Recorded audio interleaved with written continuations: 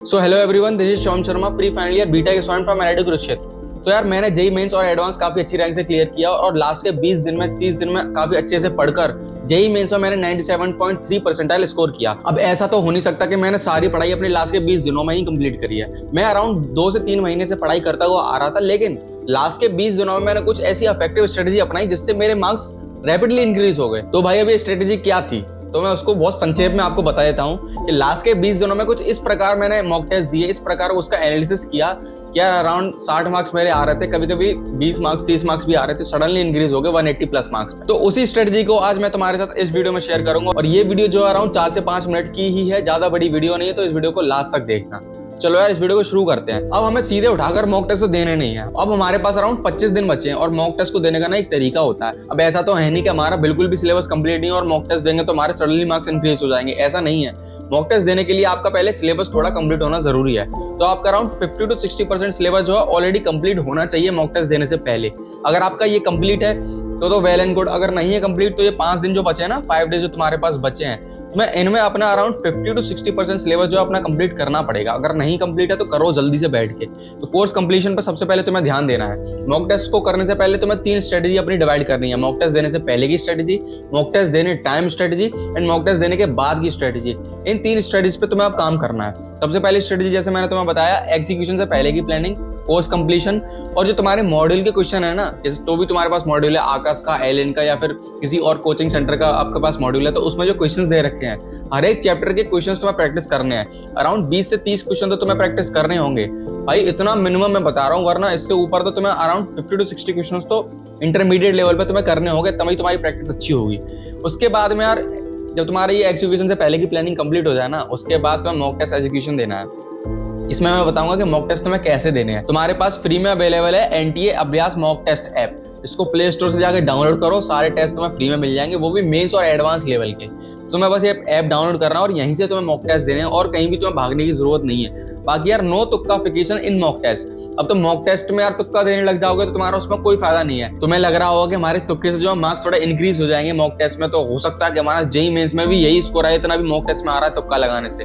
लेकिन भाई तुक्के की एक खासियत बताऊं, आज चलेगा कल नहीं चलेगा, ठीक है? आज चल रहा है कल नहीं चल रहा है, तो इस चीज को तुम्हें ध्यान रखना है। मॉक टेस्ट देने टाइम तुम्हें कोई भी तुक्का नहीं लगाना है। उसके बाद यार अटेम्प्टिंग क्वेश्चन में 50% डाउट मार्जिन। अब देखो यार, अब ऐसे क्वेश्चन जिनमें तुम्हें 4 ऑप्शन दे रखे हैं, ठीक है, 4 ऑप्शन दे रखे हैं, उसमें A B C and D। अब हो सकता है ये ऑप्शन जो है तुम्हें पता लग गया कि ये गलत ऑप्शन है, ये सही नहीं है। उसके बाद ये भी ऑप्शन गलत है। अब तुम्हें डाउट आ रहा है केवल इन 2 ऑप्शंस में, तो अब तुम्हें ऐसे क्वेश्चंस को अटेम्प्ट करना है जिनमें तुम 2 ऑप्शंस के बीच कंफ्यूज हो, जिनमें तुम श्योर हो गए हाँ ये आंसर सही है तो उसको तो लगाना ही लगाना है। बट ऐसे ऑप्शंस जिनमें तुम 50% यानी कि 2 ऑप्शंस में श्योर हो कि इनमें से ही कोई आंसर होना है, तो तुम उसको अटेम्प्ट कर सकते हो। इसको हम तुक्का लगाना नहीं बोलेंगे।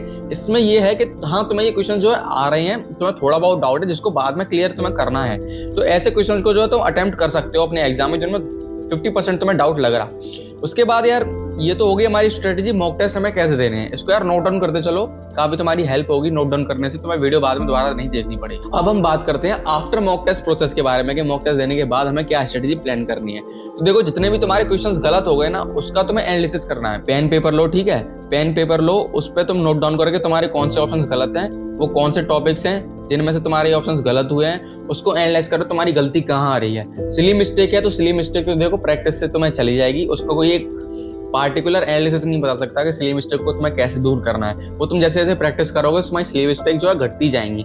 बट अगर तुम्हें ऐसा लग रहा है कि टॉपिक में ही तुम्हारी थोड़ी कमी थी, तुमने जो समझा उस टॉपिक को, तो हाँ उस टॉपिक को दोबारा से पढ़ो, ठीक है, दोबारा से पढ़ने की जरूरत है उस टॉपिक को। इसके बाद बात करें तो learning topics of unattempted questions. अब ऐसे क्वेश्चन जो तुमने मॉक टेस्ट में अटेम्प्ट नहीं किए हैं, उनको तुम्हें जो उनके टॉपिक्स को पढ़ना है। अब देखो मेरी इस बात को काफी गौर से सुनना, तुमने जितना भी सिलेबस कंप्लीट करना था वो अभी तक कंप्लीट कर लिया होगा, ठीक है। अब इससे आगे 25 दिन बचे हैं जिसमें तुम्हें 20 दिन अपने मॉक टेस्टिंग में देने हैं। तुम्हारे पास सिलेबस कंप्लीशन के लिए केवल 5 दिन है। अब इन 5 दिन में तुम जितना सिलेबस कंप्लीट कर सकते हो उतना कर लो, क्योंकि जब तुम मॉक टेस्ट देने बैठोगे ना, उन मॉक टेस्ट के दौरान किसी भी दिन तुम्हें अपना सिलेबस कंप्लीशन में बिल्कुल ध्यान नहीं देना कि मैं ये टॉपिक पढ़ लूँ, मेरा ये टॉपिक छूट रहा है इसको पढ़ लूँ, ये क्वेश्चन छूट रहा है यानी ये चैप्टर छूट रहा है इसको पढ़ लूँ, ऐसा कुछ नहीं होने वाला। मॉक टेस्ट दोगे ना तो जो क्वेश्चंस तुम्हें मॉक टेस्ट में नहीं आ रहे हैं, जो तुम्हारे अनअटेम्प्टेड क्वेश्चंस है तुम्हारे मॉक टेस्ट में, केवल उन्हीं के टॉपिक्स को तुम्हें पढ़ना है। यानी कि जितने भी एक मॉक टेस्ट में तुम्हें ऐसे टॉपिक्स जो तुम्हें नहीं आए, केवल उन पर ध्यान देना है। इसके अलावा सिलेबस कंप्लीशन में किसी भी चीज को नहीं पढ़ना है। इससे तुम्हारा टाइम वेस्ट होगा और एनर्जी वेस्ट होगी, क्योंकि जो मॉक टेस्ट तुम दे रहे हो ना, उसके हिसाब से अगर तुम चलोगे तो हो सकता है 20 दिन में तुम 40 से भी ज्यादा नए टॉपिक पढ़ लो। तो इसीलिए यार इस पॉइंट को जरूर ध्यान में रखना। बाकी यार दो ऐसी चीजें जो मैंने अपने टाइम में फॉलो करी थी, जो तुम्हें मैं बताना चाहूंगा, ये इंपॉर्टेंट चीजें हैं, इनको नोट कर लेना। देखो, during mock test phase I gave 3 mock test every day. हर एक दिन मैंने 3 मॉक टेस्ट देना शुरू किए लास्ट के 20 दिनों में। मेरी सिटिंग पावर जो है शुरू में बहुत बेकार थी यार, मैं बैठ नहीं पाया 3 घंटे, तो मैं 2 घंटे के अंदर ही एक मॉक टेस्ट को जो है सबमिट कर देता था। लेकिन यार 4 दिन हुए, 5 दिन हुए, मेरे को प्रैक्टिस अच्छी हो गई। अब 3 मॉक टेस्ट जो है मैं एक दिन में दे पा रहा था। 9 घंटे सिटिंग मेरे लिए बहुत ज़्यादा बेटर हो गई थी, और ये चीज़ मुझे मेरे मेन एग्जाम में काफ़ी ज़्यादा हेल्प करी। मुझे ना ही कोई प्रॉब्लम हुई, ना बैक पेन हुआ, कुछ नहीं। जब मैं अपना रियल एग्जाम दे रहा था जेईई मेंस का, तो इजीली मैंने एग्जाम अपना दे लिया विद फुल कंसंट्रेशन। तो इसीलिए मैं आपको रिकमेंड करूंगा 3 मॉक टेस्ट डेली दो, क्योंकि तुम्हारे अनअटेम्प्टेड क्वेश्चंस भी होंगे ना, इसमें बहुत ज़्यादा हो जाएंगे, जिससे तुम्हें टॉपिक्स को पढ़ने में और आसानी होगी, ज़्यादा टॉपिक्स को तुम कवर कर पाओगे। उसके बाद no separate time for theory reading, only question analysis theory reading. मैंने अभी जो तुम्हें इस सेकंड पॉइंट में बताया ना, वही चीज़ यहाँ पर लिखी हुई है कि कोई अलग से तुम्हें टाइम नहीं देना अपनी थ्योरी को कंप्लीट करने के लिए लास्ट के 20 दिनों में। केवल उन क्वेश्चन की तुम्हें थ्योरी करनी है जो तुम्हारे या तो क्वेश्चन गलत हुए या फिर तुम्हें अटेम्प्ट नहीं किए। इससे क्या होगा ना, थ्योरी कंसाइज हो जाएगी पढ़ने के लिए। तुम्हें सारी किताबें पढ़ने की जरूरत नहीं पड़ेगी, सारे चैप्टर पढ़ लो या कर लो, वो कर लो। अब केवल जो तुम्हें क्वेश्चन नहीं आया ना, उन्हीं की थ्योरी पढ़नी है। ये कंसाइज होगी अब यहाँ पे थ्योरी, और तुम्हारा टाइम भी है वो काफी बच जाएगा, और मॉक टेस्ट तुम ज्यादा दे पाओगे। तो बस यही है यार, इस वीडियो में मैं तुम्हें यही सारी चीजें बताना चाह रहा था कि मॉक टेस्ट को तुम्हें कैसे देना है, मॉक टेस्ट से पहले क्या करना है, मॉक टेस्ट के बाद में क्या करना है। तुम्हारा अभी कोई डाउट बच रहा हो तो जल्दी से जाओ कमेंट सेक्शन में टाइप कर दो अपने डाउट को।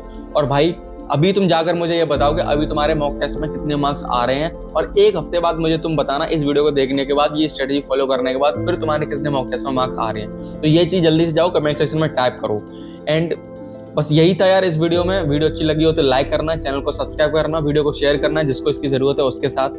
ठीक है, तो फिर मिलते हैं अगली वीडियो में। Till then good bye.